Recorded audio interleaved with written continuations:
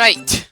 Once more into the dungeons. It's definitely going to be quite the trek just to get back to where we retreated from last time. I've got absolutely no clue how much deeper Eureka goes, or how many other high-end weapons we're going to find in there. All I know is that I want to clear that dungeon before we move on to climbing the main tower and trying to make it to the final boss. And again, I can't remember the last time I've even heard of dungeons inside of dungeons like we've been seeing in this game. I'm just incredibly glad that none of these dungeons need us to do something like cast Mini on ourselves, and that we can get away with using whatever classes we damn well want while going through them. It's kinda strange, I can't deny that this sequence of dungeons is going to be longer and, on paper, more difficult to deal with than anything that came before it. Each monster hits hard. They can take a much bigger beating than any of the random encounters from before this point, but it somehow feels more relaxing to me than several of the dungeons before now. Is it a good sign for how well this dungeon is as a final dungeon for the game? Or is that a bad sign for just how rough and ridiculous I've felt the dungeons leading up to this point were?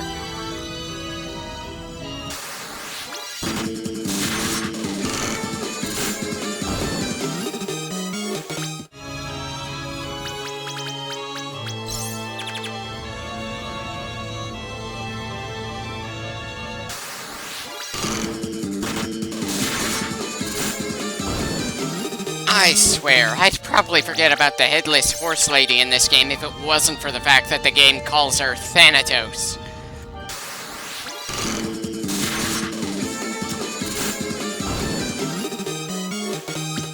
Yeah. Funnily enough, the creature named after the Greek concept of death is one of the weakest things in this absurdly long gauntlet.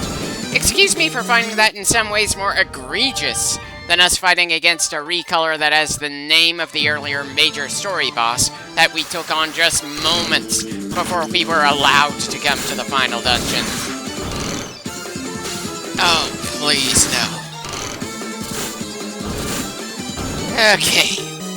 On the one hand, I had an absolute panic moment when I saw that, Book thing, spawn a fresh enemy not too long after being struck without quite enough force to kill it. Sure, it only spawned one monster, and I don't think that monster had the same gimmick of being able to make more, but dear God, that is not something I want to see again at all. But on the other hand, my own absolute horror at that gimmick possibly returning, and the relief that things weren't made any more complicated by that happening, was honestly kind of funny.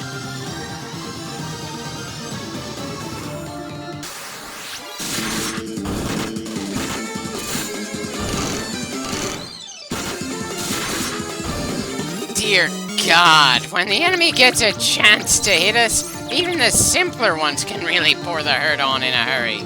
Not really surprising at this stage of the game, but it's really making me worried about just how high the tower is going to turn out to be when we start climbing it. Especially since I'm sure the higher we go, the more dangerous things are going to get on our way to the final boss.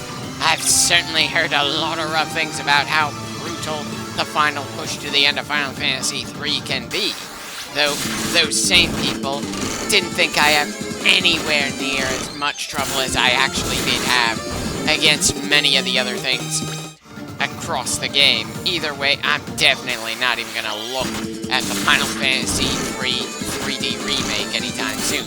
Even just the regular Final Fantasy III is slightly more easy because of the pixel remaster, and it's just brutal to me. It's really just making me question just how much of a veteran at Japanese role-player games I really am, considering my experience with the genre from the PlayStation 1 and PlayStation 2 generation of consoles.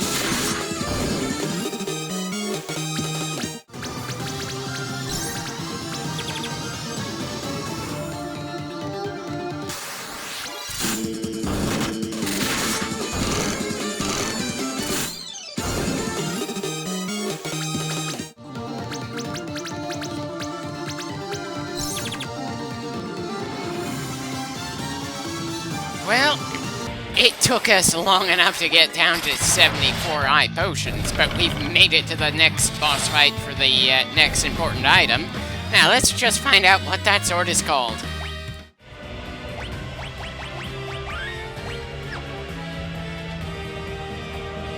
Ragnarok. So the trinity of swords in this game is Excalibur, Masamune, and Ragnarok. One is named after a real-life swordsmith from the late 13th, early 14th century of Japan, whose works became praised to an almost mythological level. Another is the Welsh name of the legendary King Arthur's sword, a blade that had a blinding light to really screw with its enemies, was supernaturally sharp, had a sheath that made the user invulnerable, and was a symbol of the divine right to rule. And the third sword is not named after anything sword-related at all. It's named after the Norse conflict where gods are meant to die as the universe is cleaned away for the next phase of deities to come afterwards. Certainly a rather interesting naming scheme for the three most powerful blades in the game. I certainly don't see a pattern in that. I also don't see how this generic-looking brute that may or may not be wearing armor feels fitting for protecting something named Ragnarok. And, yeah, definitely impossible for me to tell if that sprite is wearing armor of any kind, since it's the exact same color of his skin. Or maybe he's wearing some kind of full-body latex bodysuit that has some visual similarities to a Power Ranger. I can't tell. All I know for sure is that he's green, he's got the generic name of Guardian, and there's some kind of circlet on his head with a red gem and yellow horn thing sticking out. Regardless, this guy was more forgettable than the male and female ninjas, and I'll probably forget about him just as much as all the other bosses meant to guard a major bit of gear in this dungeon. So, yeah, these guys, kinda pathetic for the most part. I'm sorry, but it's Excalibur that should have a line about light, not Ragnarok.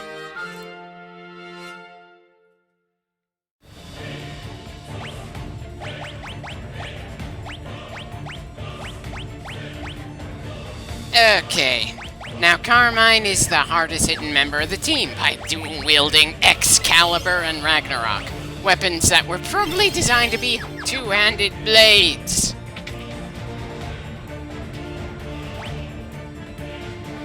Huh. So we've got 3 stores in the deepest part of Eureka, the dungeon in the lower part of the tower we're supposed to climb.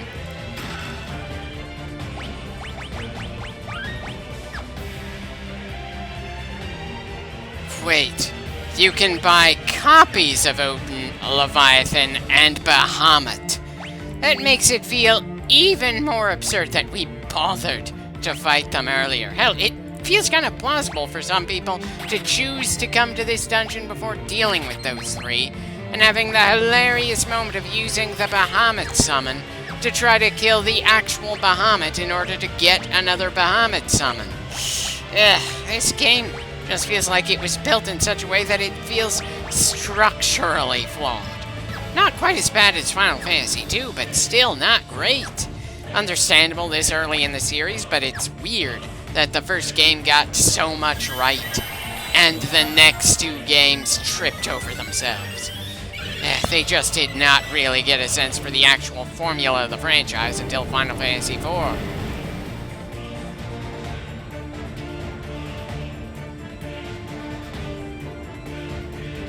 Okay, so no potions to be bought here, but I suppose it's nice to have a way to get more shurikens, though the price for a single one seems a bit obscene. Okay, guess we're getting rid of the Genji gear since the crystal stuff is a lot better for defensive purposes for some reason. Of course, now I very much doubt I'm ever gonna go back to the monk or black belt classes for this final dungeon. While I have more respect for offensive stats than defensive ones in terms of equipment, and will not bother with shields at all in this game, there's no getting around the fact that the hand-to-hand combat classes have generally less clothes than even the mages. And this is not the sort of place you want to wander around essentially naked. It is a very rough neighborhood.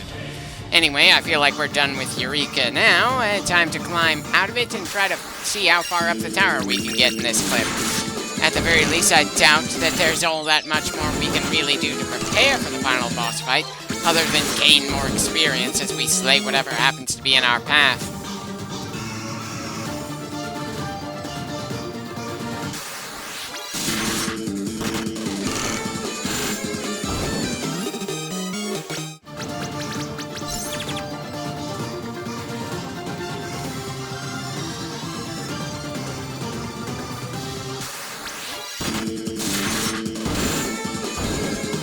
Definitely feels nice to see that we have two characters that can casually cause over 3,000 damage in a single physical strike.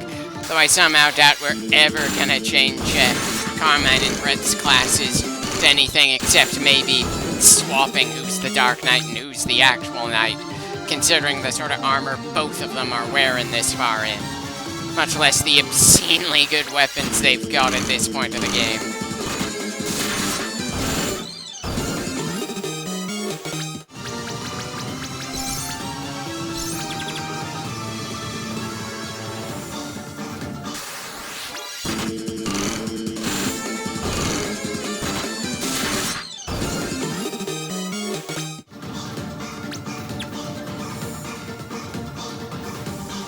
Yeah, doubt we're ever gonna return to Eureka ever again. Still, it was a fun dive, whatever that's worth.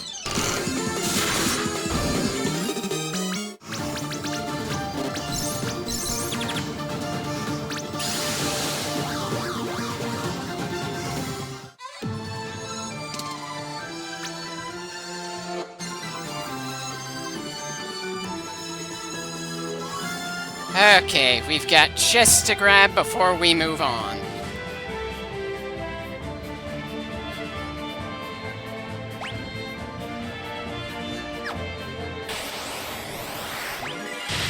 Yeah, that thing is blatantly using the same sprite as the Dijin, the boss we fought pretty damn early in the game. Not that it was a dangerous random encounter, just that I don't really like seeing boss sprites being used for random encounters. But we've got a number of enemies around here that are just recolors of random bosses from the past. Anyway, looks like there's no quick way to get to the chest to our right if I'm looking at the map right. Ooh, my mistake. There's a hidden path there. Dear God, that crack in the wall is starting to make me feel like the 2D Final Fantasies expect you to be as aware of your surroundings as a Metroid game. That's definitely gonna make me start feeling like I'm going to go insane when we finally get to Final Fantasy V and VI. So of course I have the distinct feeling I'm gonna be doing some games between Final Fantasy entries in a vain attempt to keep myself from going crazy. There's that finally. There's that Fire Emblem game I haven't fully gotten through yet. That would be a good one to try to finish before moving on to Final Fantasy V. Or at the very least give another major push to try to finish at the very least.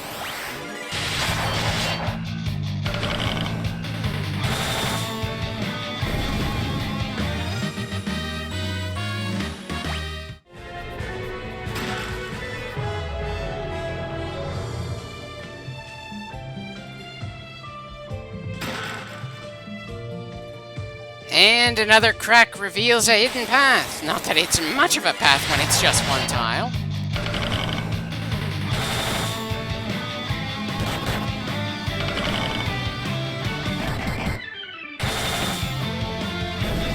Well, that seemed a bit more durable than the other Dijin-inspired sprites. Excuse me for finding it a bit silly that someone wearing black pants is somehow more deadly to deal with.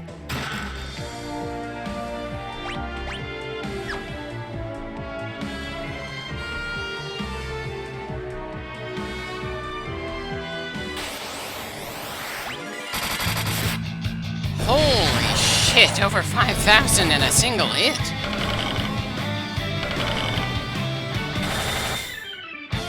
Okay, so the Blux there don't spawn anything fresh this time, despite the fact that Azul and Midori both hitting that thing didn't manage to kill it. I guess it's an active skill that they need to use, not a reactive one. That's certainly a relief. Anyway, time to dig through our pockets to find the right key to open this door. Anyway, doesn't look like there's too many chests on this floor, but it's still an annoyingly long piece of the labyrinth.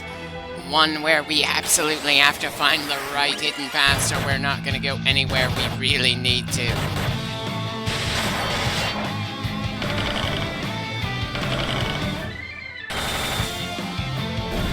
Well, this is the third ninja-styled sprite we've had to fight against around here, though this one is a random encounter, not some kind of surprise boss.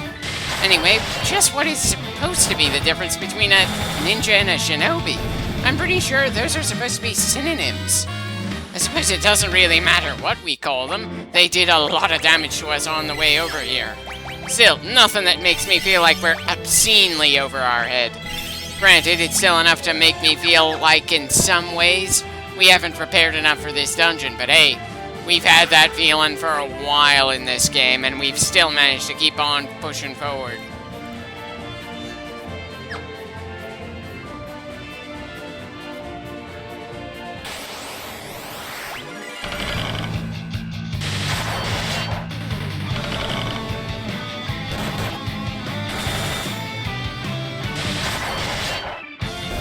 Well, that certainly looked like an intimidating bastard, even if he didn't do as much as those shinobi just before him.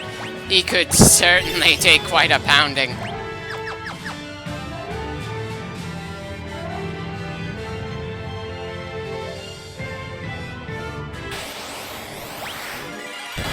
And we've got another shinobi squad to deal with. Wonderful.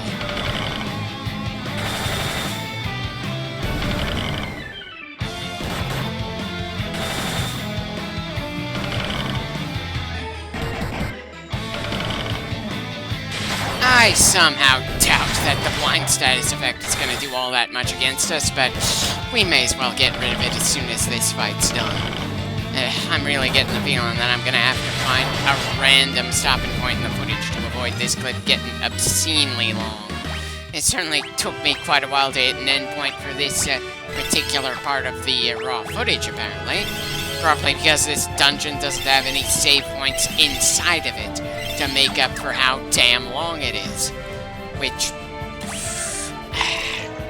I'm hoping that the other Final Fantasy games managed to rectify. I don't remember how much better Final Fantasy IV's final dungeon was from this one, but and in my very distant memories of the original Final Fantasy VII, I don't recall the final dungeon being anywhere near the kind of gauntlet that the final dungeon seemed to be in the first game, and definitely not the third game. Anyway, everyone on our team is getting close to level 50 now. It definitely feels like we're getting about as ready as we can possibly get for the finale. Assuming it's even possible to feel fully ready for whatever the hell we're gonna run into later, when even the random encounters make me start wondering, have we prepared quite enough?